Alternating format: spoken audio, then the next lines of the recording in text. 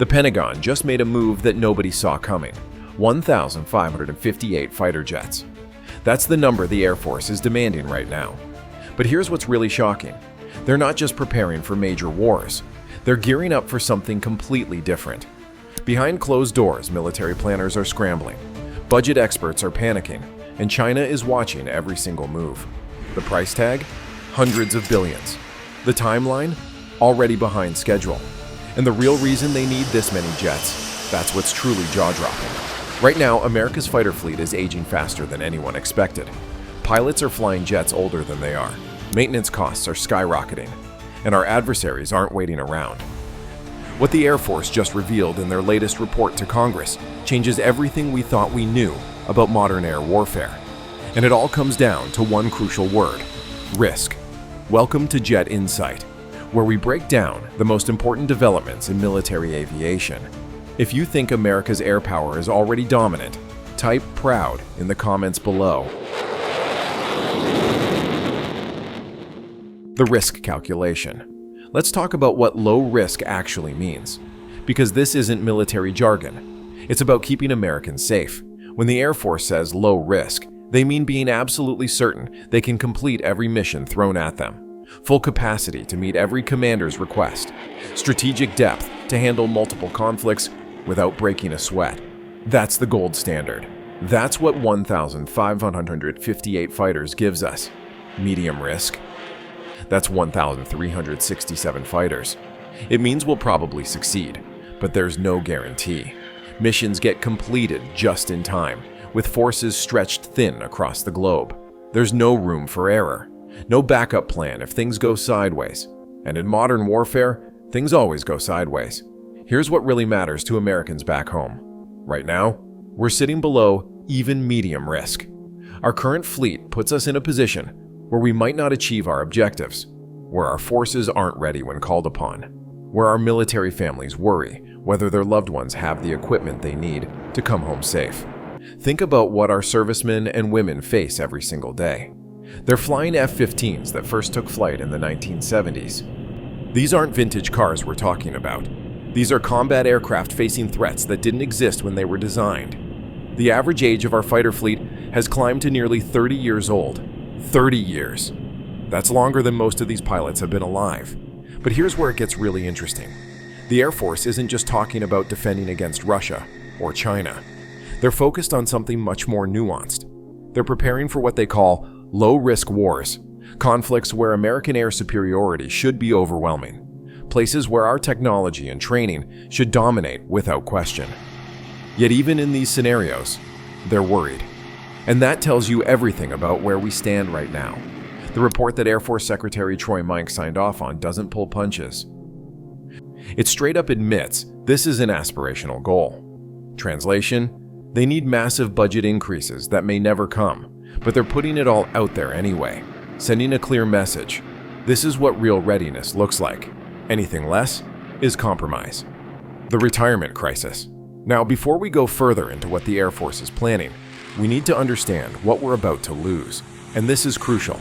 Before we dive deeper, please take a second to like this video and subscribe.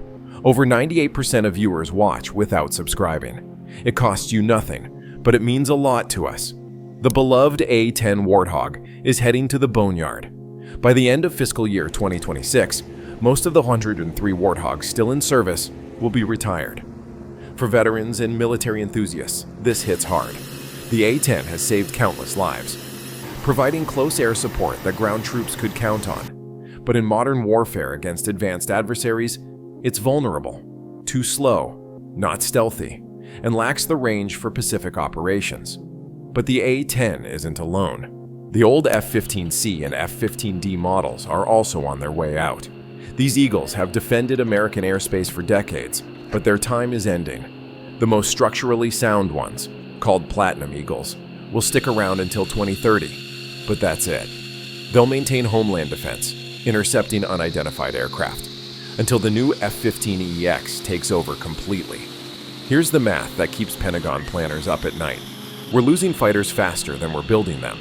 Even with the plan to add 287 jets, we first have to account for all the aircraft being retired. The actual growth needed is even larger than those numbers suggest. We're not just filling gaps, we're racing against time as our legacy fleet ages out. And there's another problem nobody's talking about enough: readiness rates. Back in 1994, about 73% of our aircraft were available and ready to fly at any given moment. Today, that number has dropped to just 54%. Nearly half our fleet is grounded for maintenance at any time. When jets get older, they break more often. Parts become scarce. Maintenance takes longer. Costs spiral upward. It's a vicious cycle, and we're deep in it. The F-35 gamble. Let's talk about the aircraft that's supposed to solve everything. The F-35 Lightning II. The Air Force calls it the foundation of USAF fighter force structure. That's not marketing speak. That's their entire strategy. They currently have around 500 F-35s and want to eventually buy 1,763 total. The plan is for Lockheed Martin to ramp up production to 100 F-35As per year by 2030. Sounds great, right? There's just one massive problem. The budget doesn't match the ambition. Not even close. The Air Force typically tries to buy about 48 F-35s each year. The 2026 budget, it slashed that number in half to just 24 aircraft. That's not ramping up. That's pumping the brakes hard. The cost? $4 billion for those 24 jets. Compare that to the 51 F-35s purchased in 2024 for $5.5 billion. We're spending nearly as much for less than half the aircraft. Why the slowdown? 2 words: Block 4. This is the major upgrade package that's supposed to make the F-35 even more lethal. More weapons capacity, better sensors, improved computing power. It's critical to the aircraft's future effectiveness. And it's behind schedule, way behind schedule. The Government Accountability Office recently reported that the program is being scaled back because of delays. When your cornerstone aircraft's key upgrades are stuck in development, you can't justify buying more jets that won't have those capabilities. Air Force officials try to sound optimistic, saying they'll increase purchases once Block 4 is ready. But here's the reality. Technology Refresh 3, which was supposed to come before Block 4, has already faced multiple delays. If the simpler upgrade is struggling, what does that say about the more complex one? Meanwhile, Lockheed Martin can produce between 130 and 140 F-35s of all 3 variants each year. The capacity exists. The demand from foreign allies exists. But our own Air Force is buying at the slowest rate in years. That's not a production problem. That's a budget and technology problem. And here's something that should concern every American: delivery delays. The GAO discovered that Lockheed was still receiving incentive fees, even when delivering F-35s up to 60 days late. Imagine any other business getting bonus payments for late delivery. Yet this is what's happening with our most expensive fighter program, the F-15EX solution. So if the F-35 program is struggling, what's the backup plan? Enter the F-15EX Eagle II. This is Boeing's modernized version of the legendary F-15, and it's generating serious buzz. Why? Because it works. It's proven, and it can carry a ridiculous amount of weapons. Boeing currently builds about 12 F-15EXs per year. Their plan is to double that to 24 aircraft annually by 2027. The production line is expected to stay active well into the next decade, with these Eagles flying through the 2050s. That's a 30-year service life for aircraft coming off the line now. The F-15EX brings something unique to the table. It's a missile truck.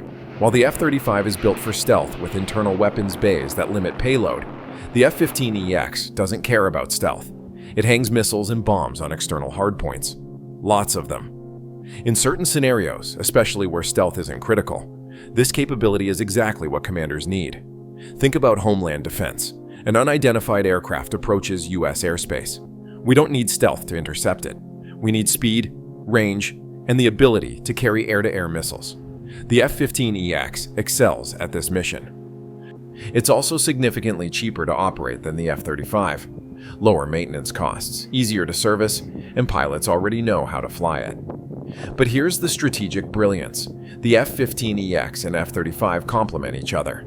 The F-35 leads the way in contested airspace, using its stealth to survive against advanced air defenses. Once air superiority is established, the F-15EX comes in carrying heavy firepower at a fraction of the operating cost. It's a high-low mix that makes tactical and financial sense. Boeing's confidence in the F-15 is revealing. They're investing in production capacity because they see demand not just from the US, but from allies worldwide. Israel, Saudi Arabia, Qatar, all want the latest Eagles. That global demand helps keep costs down through economies of scale.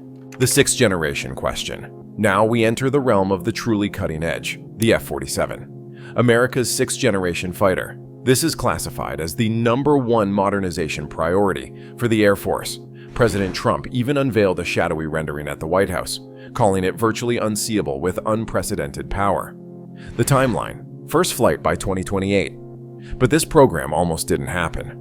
Former Air Force Secretary Frank Kendall recently disclosed that the next-gen fighter was left out of the 2026 budget request under the Biden administration. They couldn't find the money. Early estimates put the program at over $20 billion just for the next 5 years. That's not the total cost. That's just the down payment. The F-47, previously called Next Generation Air Dominance, or NGAD, represents a fundamental shift in how America fights in the air. It's not just a better fighter jet, it's the command center for a family of systems. This includes the Collaborative Combat Aircraft Program, which is developing AI-powered drone wingmen. Imagine a single pilot controlling multiple unmanned aircraft from their cockpit, coordinating attacks, gathering intelligence, and overwhelming enemy defenses through sheer numbers and coordination. Air Force Chief General David Alvin has been vocal about the need for this capability, especially against China. He's convinced from analysis that NGAD is necessary. The fighter is being designed specifically for Pacific operations against a near-peer adversary. That means extreme range, advanced stealth, sophisticated sensors, and the ability to operate in the most hostile environments imaginable. Here's what makes this controversial. Do we actually need such an expensive aircraft? Some analysts question whether the money might be better spent on more F-35s or upgrading existing platforms. But military planners see something different in the data. They see Chinese developments. They see distances in the Pacific that strain even our best current fighters. They see a future where traditional air combat requires capabilities we simply don't have yet. General Alvin mentioned that pilots are already managing more collaborative combat aircraft than initially expected. That's huge. It means the human-machine teaming is working better than projected. One pilot could potentially control 4 or 5 AI drones, essentially multiplying American air power without multiplying the number of pilots needed. For our community of military veterans and enthusiasts, there's a special place to discuss these developments in depth. We'll mention how to connect with fellow aviation supporters as we continue. The money problem. Let's address the elephant in the hangar. How do we pay for all this? The Air Force admits their 1,558 fighter goal requires budget increases they probably won't get. Former service leaders are already pushing back, arguing the plan lacks convincing force sizing rationale. One retired officer made a blunt point. During the global war on terror, the Air Force gave up funding to help the Army when they needed it. Now the Air Force needs help recovering from those sacrifices. It's the Army's turn to return the favor. That's the kind of inter-service tension that happens when there's not enough money to go around. The 2018 National Defense Authorization Act set a minimum of 1,045 fighters in the Air Force's primary mission aircraft inventory. They were temporarily allowed to drop 44 fighters below that in 2025 to account for retirements, but then have to return to the original number. Now the Air Force wants to change how fighters are counted entirely. They want to use combat-coded total aircraft inventory, which includes primary mission, reserve, and backup fighters. This broader definition makes the fleet look bigger on paper while potentially providing less comprehensive funding for each aircraft. Defense expert Todd Harrison from the American Enterprise Institute pointed out that the report lacks actual tables showing future force plans. It doesn't include the future year's defense program data that would show how they plan to achieve these goals. Without that detail, it's hard to take the plan seriously as anything more than a wish list. The defense budget is finite. Every dollar spent on fighters is a dollar not spent on something else. The B-21 Raider bomber program is expensive. The Sentinel intercontinental ballistic missile is running over budget. The Navy needs new ships. The Army needs modernized equipment. Everybody wants their share, and the pie isn't getting bigger fast enough. Here's the uncomfortable truth. America might have to choose. Either dramatically increase defense spending, which means higher taxes or more debt, or accept higher risk in some areas while prioritizing others. The Air Force is basically telling Congress, this is what true readiness costs. If you won't pay for it, tell us which missions you're willing to sacrifice. What this means for America. So what does all this mean for the average American who supports our military? It means our Air Force is being honest about challenges instead of pretending everything is fine. That's actually good news. You can't fix problems you won't acknowledge. The focus on low-risk wars reveals something important about modern strategy. Our military planners aren't just preparing for World War III against China or Russia. They're preparing for the full spectrum of conflict, regional powers with decent air defenses, terrorist organizations with advanced weapons, rogue states trying to develop nuclear programs. These scenarios require air superiority, but maybe not our absolute best equipment in every case. The F-15EX and older upgraded F-15s can handle many of these missions at lower cost, saving the F-35 and F-47 flight hours for when stealth really matters. It's about having the right tool for the job instead of using a sledgehammer for everything. This approach also acknowledges that aircraft availability matters as much as raw numbers. Having 1,158 fighters means nothing if only half are flyable at any given time. The plan includes massive investment in maintenance, sustainment, and logistics. Boring stuff that doesn't make headlines, but absolutely critical to keeping jets in the air. For our men and women in uniform, this plan means better equipment and more of it. It means not being stretched so thin that every deployment is a crisis. It means backup when things go wrong. Most importantly, it means coming home safe because they had the air power they needed to dominate the battlefield. The global message is equally clear. America is not ceding air superiority to anyone. Not China, not Russia, not any emerging power. The era of American air dominance isn't ending. It's being reinforced with next-generation technology and overwhelming numbers. That's a message our allies need to hear and our adversaries need to respect. The path forward. Industry is responding to the challenge. Lockheed Martin is working through the Block 4 delays and preparing for higher F-35 production rates. Boeing is expanding F-15EX capacity and winning foreign orders that help sustain the program.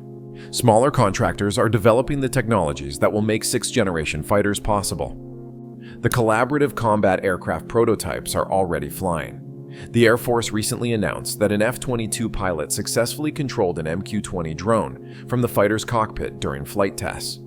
That's not a concept anymore. It's reality being refined. This technology will transform how we think about air combat. Congressional support will be critical. Lawmakers need to understand that underfunding the Air Force now creates bigger problems down the road. An aging fleet becomes more expensive to maintain while providing less capability. It's penny-wise and pound-foolish. The time to invest is now, before readiness rates drop further and before adversaries catch up. There's also a human element often overlooked. Pilot production and retention matter enormously. We can build all the fighters we want, but without enough trained pilots, they're just expensive parking lot decorations. The Air Force is addressing this through better training programs, improved retention bonuses, and quality-of-life initiatives that keep experienced aviators in uniform. The next few years are pivotal. Budget decisions made now will determine whether America maintains its air power edge for decades or gradually loses it. The technology is ready. The strategy is sound. The only question is whether we have the national will to fund it properly. Our allies are watching too. Japan, Australia, South Korea, and NATO partners are making their own fighter decisions. If America shows commitment to air superiority, they're more likely to invest in compatible systems and joint operations.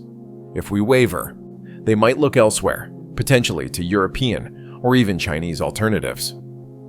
Conclusion. The Air Force has laid out its vision, 1,458 fighters, to achieve low-risk operations and maintain American air dominance well into the future. It's ambitious, it's expensive, and it's absolutely necessary. Our servicemen and women deserve nothing less than the best equipment and overwhelming numbers to ensure they complete every mission and return home safely. That's not just a military goal. That's an American promise. If you believe in maintaining the strongest Air Force in the world, hit that like button and subscribe for more in-depth military aviation coverage. Stay informed, stay proud.